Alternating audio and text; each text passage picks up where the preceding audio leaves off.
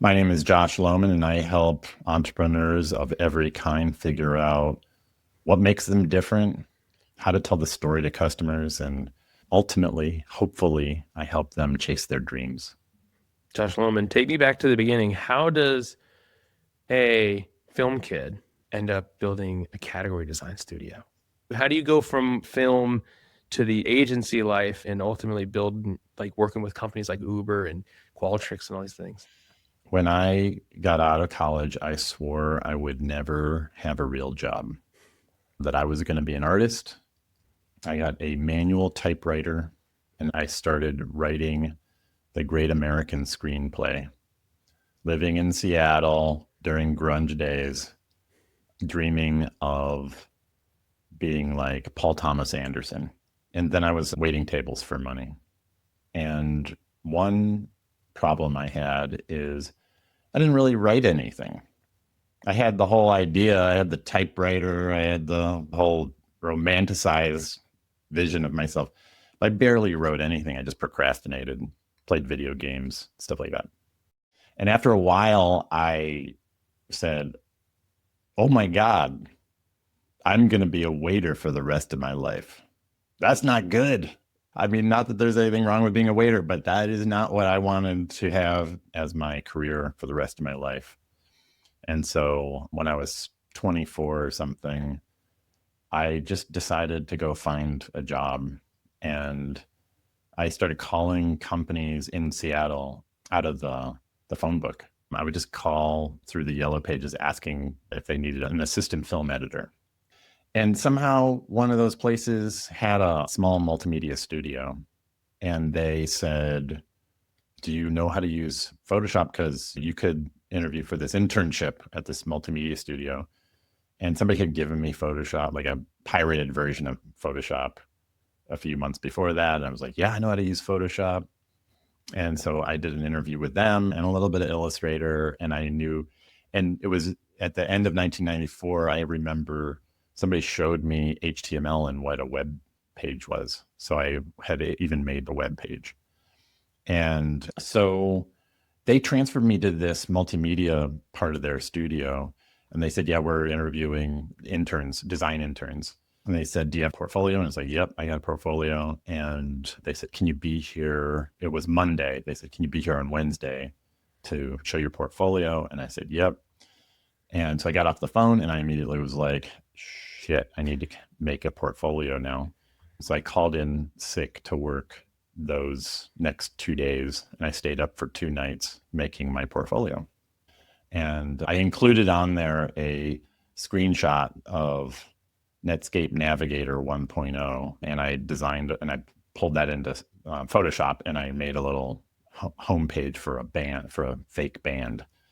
And so I showed them a web design as well. And when I showed them my portfolio, I said, all this stuff is made up. This is not real, because I'm not good at like faking it. And so I was very kind of like almost apologizing for my portfolio. But they saw stuff they liked and they hired me immediately. So I became a design intern in a multimedia studio doing CD-ROMs and things like that. It was before the web really took off. And when they needed a website, they said, hey, you're the only person who knows the web. So you need to make our website. So I started designing and doing a little bit of front end code for websites. And I was very full of myself. Like I was delusional about a lot of things. And I went into the boss's office and I demanded a raise. Otherwise, I was going to walk and start up my own firm competing with his company. So I said, don't worry, I'm going to give you a week to think about it. And so a week later, I walked into his office and he's like, yeah, we're letting you go. And so at 24, barely with any employment experience, I started a shop called Juice Multimedia. That was my first agency. And we did websites for small businesses. So that's how I got into the agency world. How big did you get? It was basically just me and two friends. So it was a pretty failed agency, but we scored a really great account called the Northwest Wedding. The Northwest Wedding was a consortium of 10 wedding businesses, like the woman who made the cakes, the guy who did the videographer. And so we did all the websites for all those people. I think it was like $200 a person or something like that. So yeah, so that's how I got into the agency world. And I spent a lot of time being a kind of delusional about what I was capable of and following my heart and my dreams, but not really based in reality. I'm trying to think of what's a good way to answer this. Wow, God, I had so many emotional problems when I was in my 20s. I just was living on another planet, but I was always like a dreamer. But it wasn't really rooted in the reality of like, okay, what's really going on in the world and in relationships and what can I really expect from other people? So, yeah, so basically that just made it hard for me to really be as successful in my career as I wanted to be.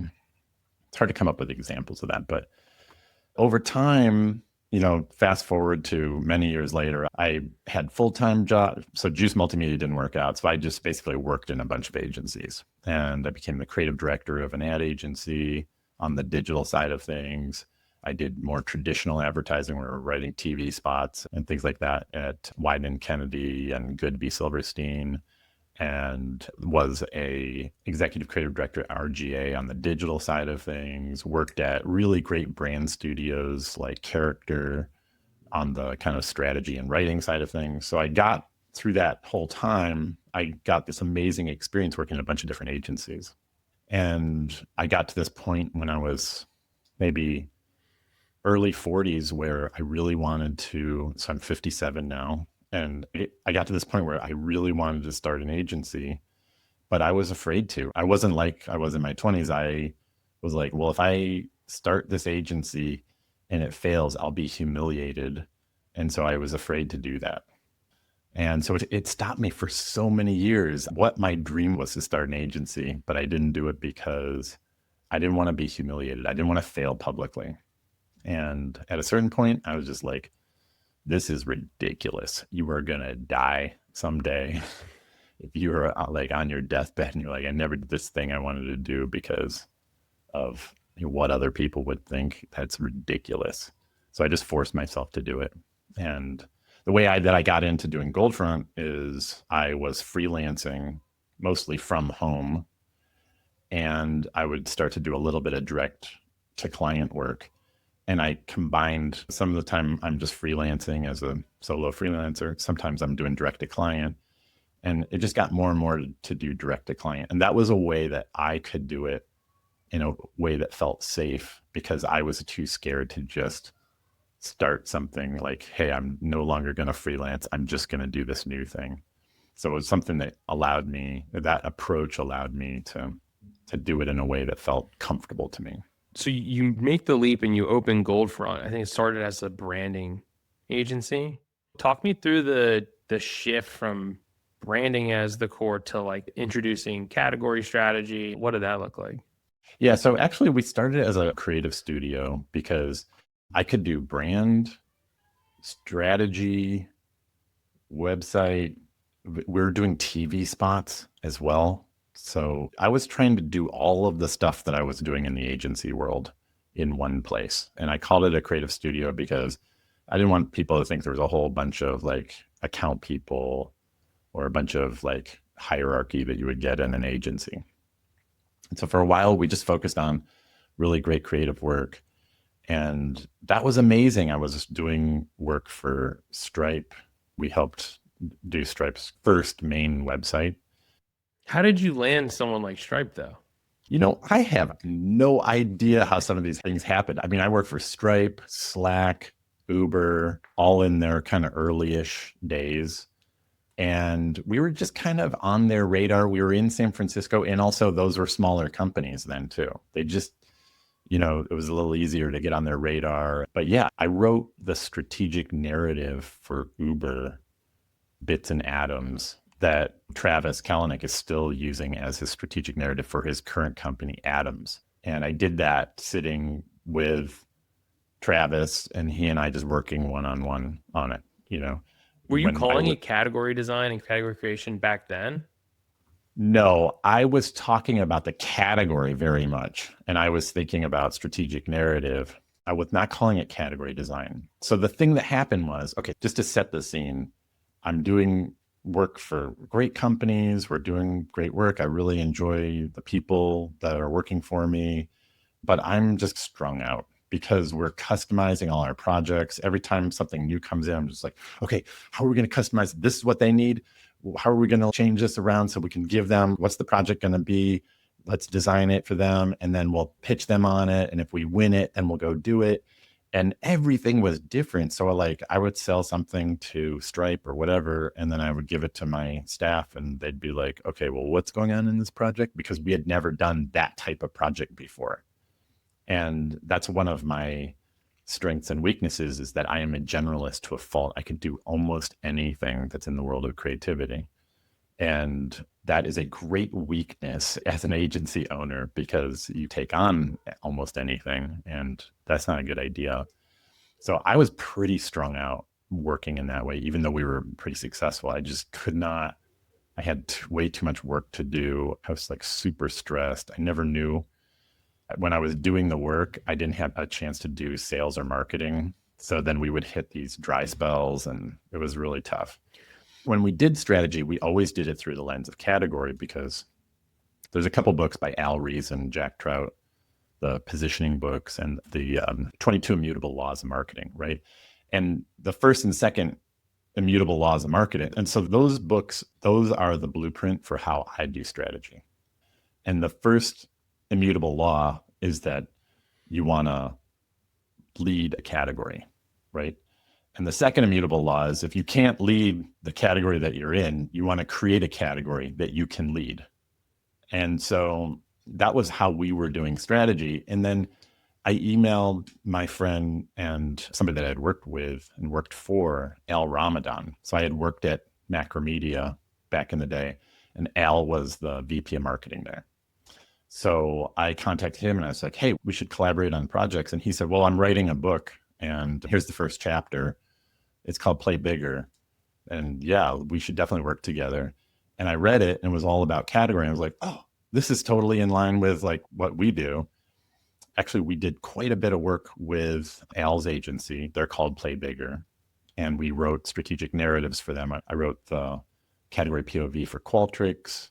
We did a number of engagements like that for them. And that's when I started going, oh, calling this category design, that's really smart to give it a name, a categorical name. And then we stopped calling the strategy that we do brand strategy. We started calling it category strategy. And not only for Play Bigger's clients, but also for our own clients, we were then immediately doing category strategy for them. And that's kind of how we got into the category thing. Take me back just a little bit. So how long did it take to go from like, I'm starting this thing called Goldfront, I'm going all in on it, I'm scared to death, to we have a team, we're closing deals like for people like Stripe and Slack? Oh, not long, it's like 2-3 years. How long were you running it by yourself before you started bringing people on? I don't think I was ever really quite running it by myself. When we officially started, I had one guy, Will, that was working for me. So I had one writer working for me. Almost always had like at least one person working for me. And I kind of don't know how all that happened. There was a lot of, oh my God, I'm going to make it and be a big success. And then, oh no, this whole thing is going to fail. There's just a roller coaster during those 2 or 3 years. But yeah, I don't know. We opened an office and we just got a little bit of a name for ourselves in San Francisco with the right people. And, those tech companies like Slack and Stripe and Uber, they didn't want to work with agencies. So we had this vibe of like, hey, we're not really an agency. We're a creative studio. We're just some dudes that make good stuff. And I think that was very attractive to those companies at that time. What year were you working with them? Like, get a sense for that. So I've been doing Goldfront for about 14 years. So since 2012. So yeah, it would have been, around 2015, 2016. I think There's a lot of people that, especially with like the people who start solo, they're all consultants and it's just them, or it's like them and maybe like a freelancer or a contractor too. And they become, or they're like scared to death to build an agency. And I think for all the reasons that the teams like the Slack and Stripe back then didn't want to work with an agency. And how did you put the brakes on it? I mean, for 14 years, you've kept this thing pretty well contained and you've been open about the ups and downs about it. And we'll get into some of it, but like, how did you decide how far you wanted to push this business and how big you wanted to get it? To tell you the truth, my dreams of what I want to do with the business is totally dependent on what's happening in the business right now. And I've only, as I get older, have I learned to temper that so I don't change my dreams as much as what, but earlier on, when you land like a big job and you're getting great clients and stuff, and you're like, I'm going to grow this thing to $20 million of revenue. I'm going to flip it and sell it for $40 million. And I'm just going to be rich. And then I can do whatever I want after that. Right. And then you lose, client fires you, you have like a couple slow months, and suddenly it's like, man, this is too hard. I just want to keep this. I want to be more like a production company. I'll have just like one or two people working for me, and then I'll scale up when it gets busy, and I'll just bring in freelancers. That way I don't have so much overhead. And that's the play. That's the happiness play here. The micro agency model, like keep things really well contained, get the good systems in place and do the best work you can. And yeah, and that was just totally happening because that's where my feelings were at the moment. Like, okay, how can I be happy given what's going on, what the weather is today in terms of revenue? Things have changed for me now because I have more money socked away. So me and my wife, we have 2 daughters. So we're saving up for their college fund. Obviously, living in San Francisco is not cheap. So we're, actively really trying to put money away so that we have enough saved up for our retirement and college and all that stuff.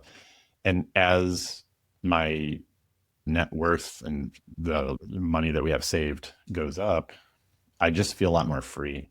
I'm not worried about, I'm no longer thinking about like, oh, I'm going to be rich. That certainly may happen someday, whatever, but that's not really my goal. And as I get older, I'm realizing like I have a place in this industry. I have a place of value with entrepreneurs, helping them go after their dreams. That could be for very small companies, solopreneurs, whatever. It could be for open AI. It doesn't matter. I have a place as a trusted advisor in that space. And the money, what happens with money has a lot less to do with, it doesn't affect my fate as much as it did in the past. You've been open about the ups and downs of the revenue of the business. And when I call it the doom cycle, where you close out a business and you're delivering the work, and then you don't do a lot of marketing and biz dev, and then sales suffers, and then you're stuck in this cycle. You started writing on LinkedIn not too long ago, and you've talked about how that's changed everything. And that's changed the shape of the business too, I think, because you've introduced a few different offers. So what was the motivation to get things rolling on LinkedIn, and how has that changed the trajectory of what you're doing?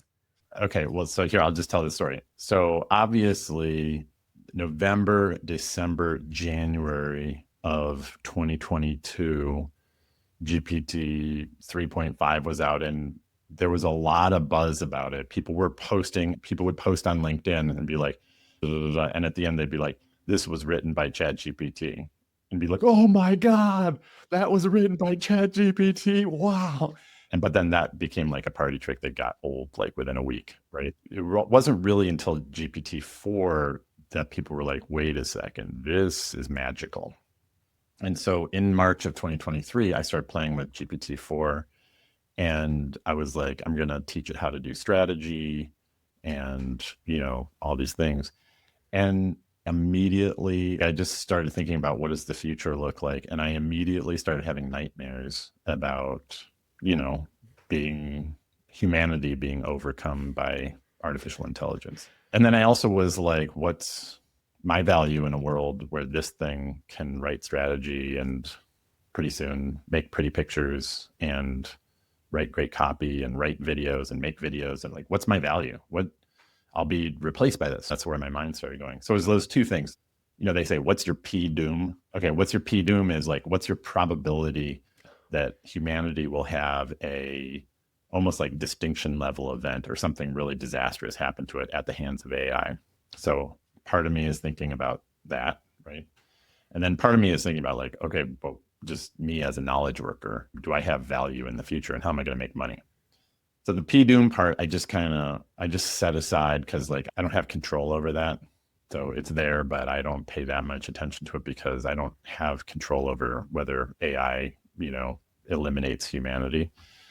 So, but I thought about the knowledge worker part and I was like, okay, so what would need to be true for me to be in the best, most defensible position against AI if it was trying to take my work from me?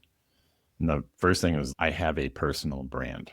Yes, you could get any kind of writing, but if you want Josh Lowman writing, that's different than just any kind of writing. You can't get that from ChatGPT. Yes, you could have any kind of strategy, but if you want Josh Lowman strategy, you can only go one place for that.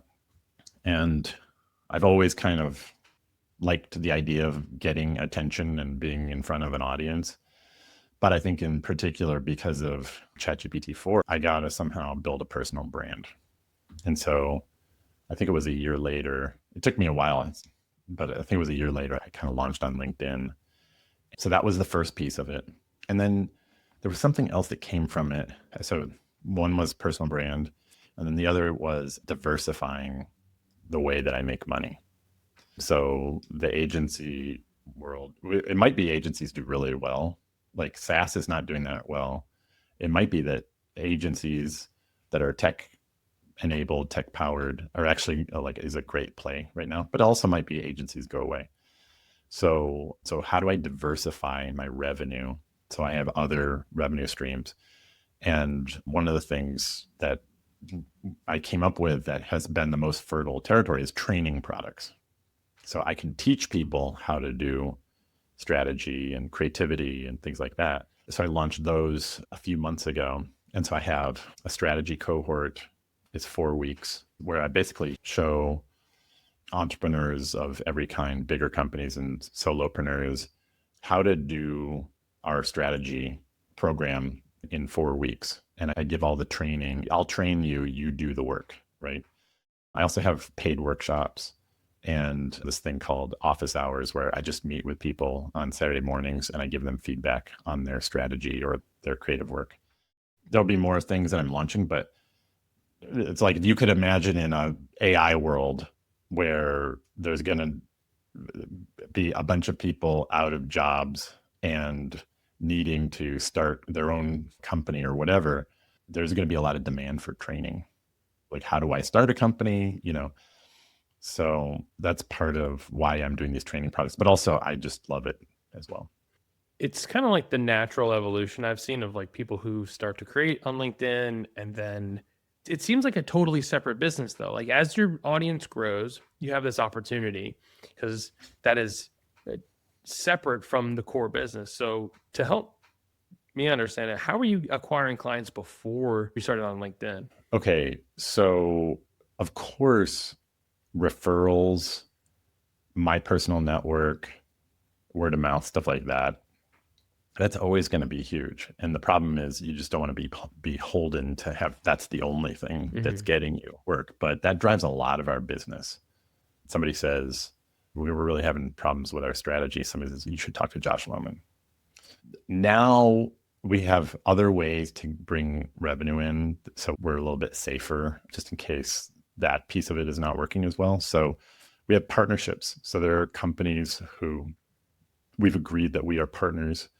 And if they share work, if they share potential clients with us, then we give them a percentage and vice versa. And that's often companies that have complementary services to us where we serve the same client, but we do different services. And it's always companies where I really admire the work that they do. That's one thing. I'm trying to do cold email right now. I haven't been totally successful at it. I've got a really good cold email system, but I have yet to make a sale by cold email. Of course, I have LinkedIn going, so I get leads from LinkedIn. Being on podcasts, people hear, like I was on the Dave Gerhardt podcast, I get leads from that. So I try to make sure that we have enough diversified marketing efforts so that we can get leads from different sources. Yeah. So as this other side of the business builds and the audience grows, do you find it's like it ends up over rotating the business on Josh Lowman? Like you have the staff and the team that does the category strategy work, and it's like, 150K projects compared to a few hundred or a couple grand for the workshops and the cohorts or things like that. And that's all dependent on you and you marketing really hard in your audience. How do you balance that? Because that seems to be a tension that people face, and they're like, the team doesn't deliver this, like it's all me, but it's revenue for the company. How do you navigate that? Well, for one thing, I just live in a certain amount of chaos, you know? I mean, I have a family I'm trying to spend as much time as I can with, and I'm also working like 60 to 70 hours a week. And it's just a little bit of chaos trying to make it all work.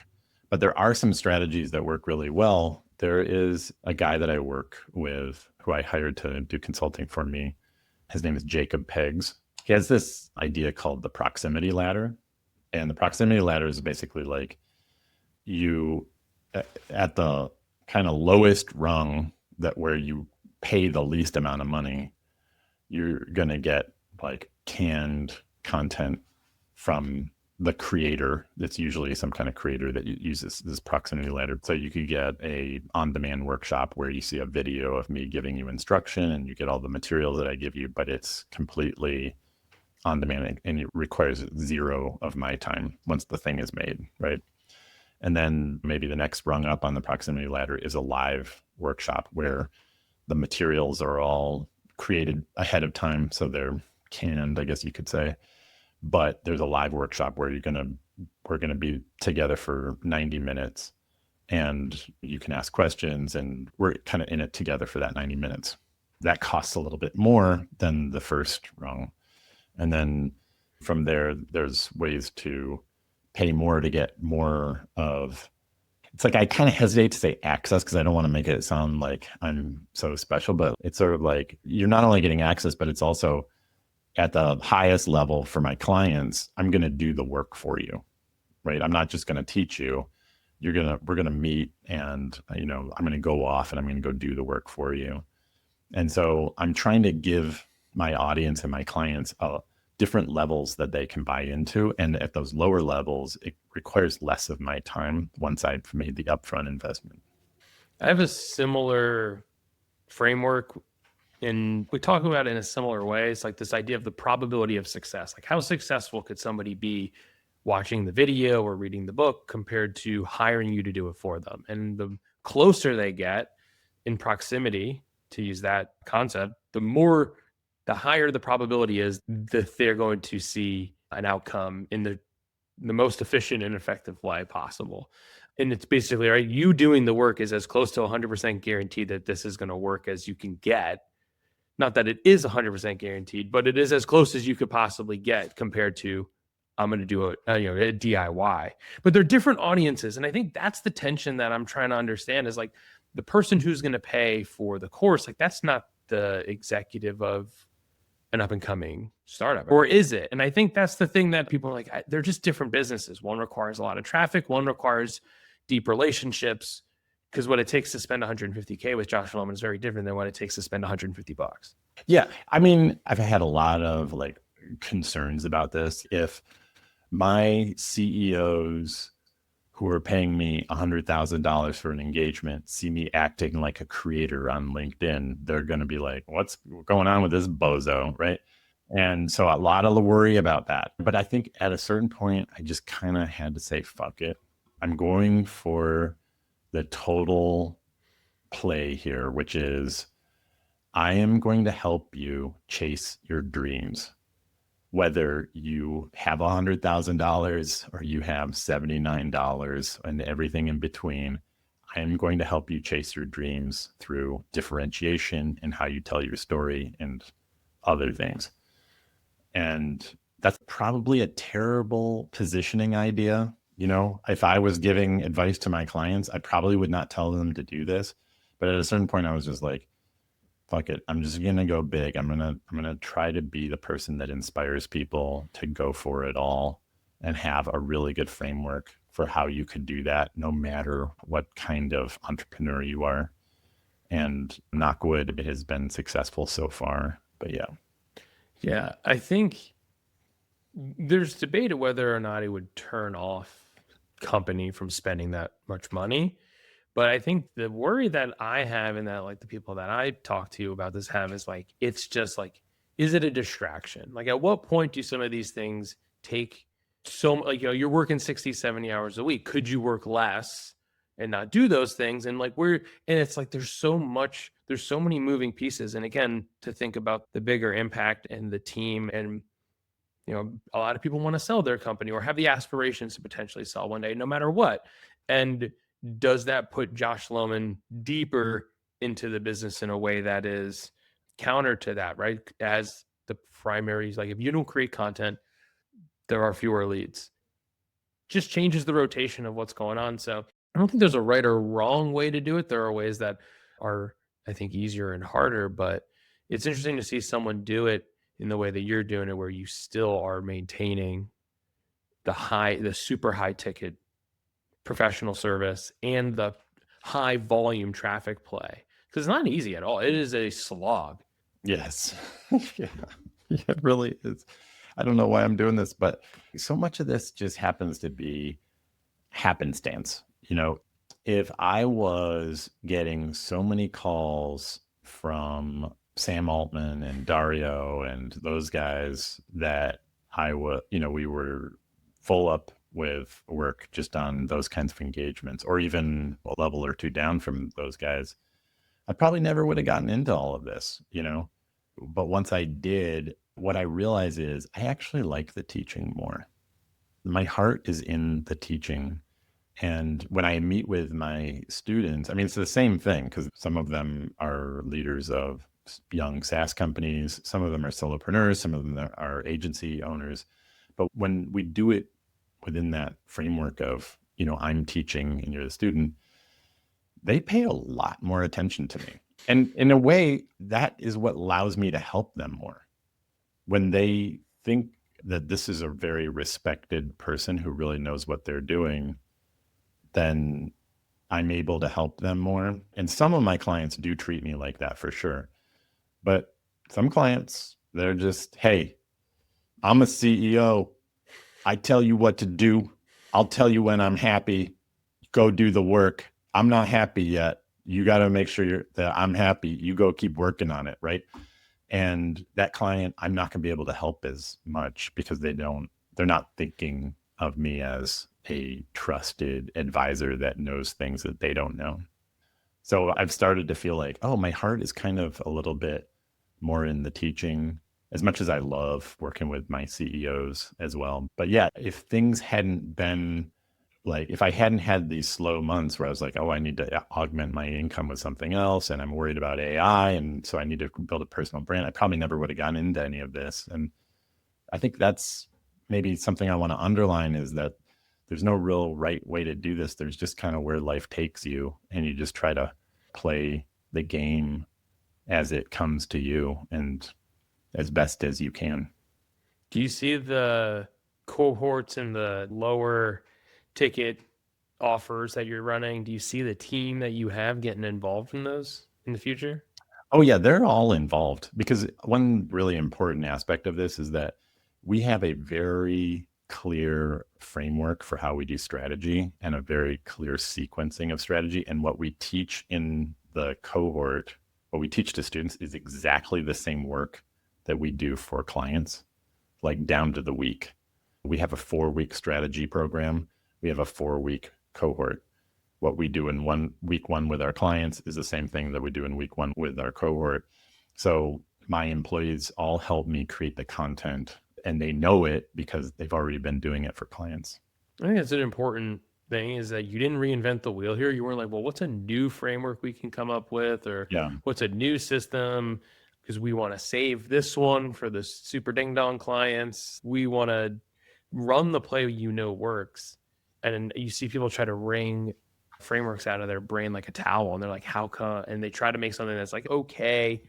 I like this concept because you're just capitalizing on all the work you've spent the last 14 years figuring out. It works, and it makes it probably way easier for you to deliver because you've internalized it so deeply. It is essential. It is such an important, powerful, valuable piece of my system.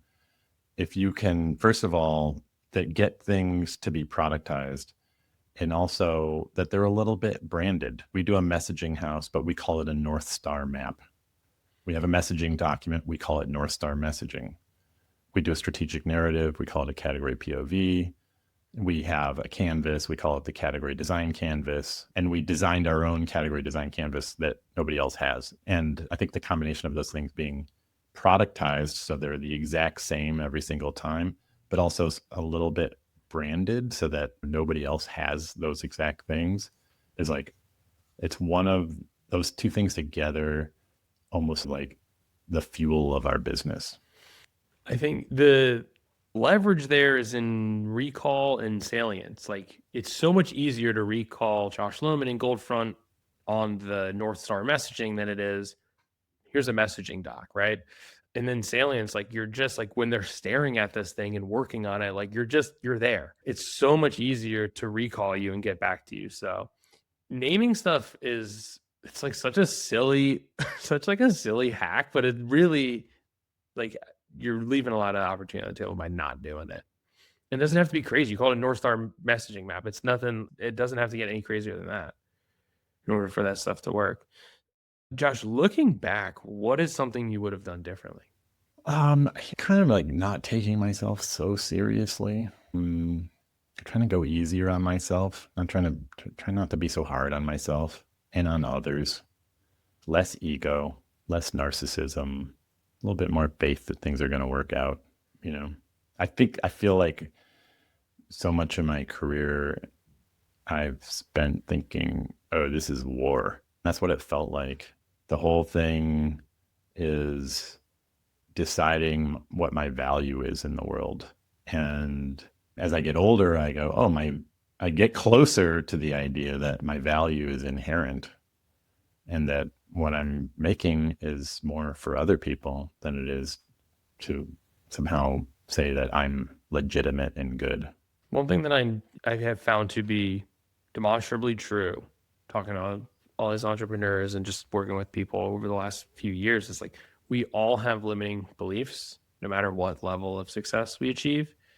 And some may hear you say that and go like, what? This doesn't make any sense. You've been an entrepreneur for 14 years and like, you're probably doing all this stuff and you've worked with these great companies. How's that even possible? The goalpost somehow continues to move in a lot of ways, no matter where you go. And it's like entrepreneurship basically like rounds your edges. I joke with my business partners. It's like, you don't have to be crazy to do this work, but it helps. And it rounds your edges and it gets you to a point where you realize that the roller coaster is going to go up and down. And it's just more so how well you learn to tolerate the whiplash, but it doesn't go away. Yep. And there is no making it go away because life involves disappointment and loss and things like that. It is part of the process. Yeah. So what's next for you, dude? What do you want to build and that you haven't built yet? I kind of want to go big with the growing an audience. Like immediately, I think 150 to 200,000 followers on LinkedIn. And it's not so much about what those numbers are, but I think as I get more of my financial house in order and I'm less worried about money, I really want to help other people as much as I can know that they have something crazy special, crazy valuable that's already in them. They just have to figure out how to find it and get it out into the world. All that mainly through the lens of entrepreneurship, how to deal with all the fear and crazy stuff that's happening with AI. I've been spending probably 40, 50 hours a week in Claude code. And so I'm constantly like building in Claude code now. And so I want to help people learn the things that I'm learning about strategy, Claude code, creativity. I want to write a book that isn't about entrepreneurship, but is called Making the Most of Your Nervous Breakdown. So I think where my heart goes is I want to more and more just help as many people as I can with some of these really scary things. How do I launch a business? How do I have value in the world of AI? And even outside of that stuff, how do I deal with the fact that what's happening inside my mind and body is crazy and I need to find a way out? I love it, dude.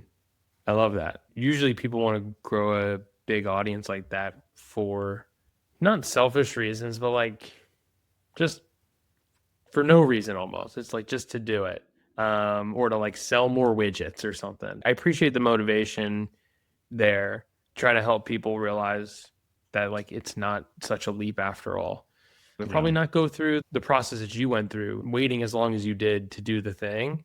Exactly. Yeah. So many people in their 20s that have something really special that they could be making for the world, but are sort of inhibited and held back for lots of reasons. And Your own brain preventing you from doing trying to protect you, but also hurt you at the same time.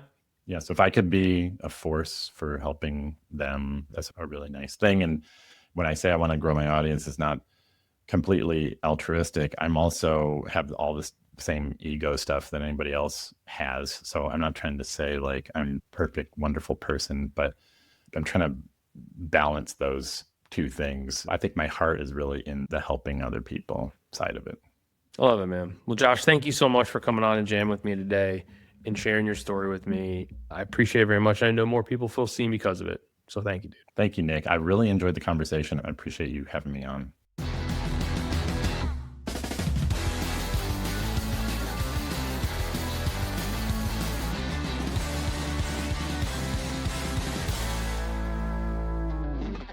Josh, what would be your last meal on Earth?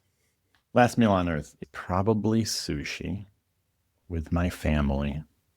That sushi would have to include some fatty tuna, maybe some kind of Wagyu thing, beef, white wine, good French Burgundy, dry with a little minerality to it, and just hang with my family. That's it.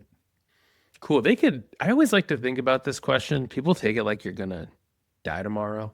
And I always take it as we're just leaving Earth and they don't have whatever we're trying to eat on Mars. So I try to like make it a better experience. And it's like, well, they might not have sushi on Mars. So let's go with that. And your family's coming with you. So it's cool. Like, but yes, we'll have it. We'll share. I wasn't thinking I was dying. Good. Some people are like, ooh, morbid. And I'm like, no, we're leaving. We've found a better place. All right, I like it. Sushi with, and you're doing with the French wine. That's a first. No one ever tells me what they're drinking. I got to start asking that. I appreciate that. Oh yeah.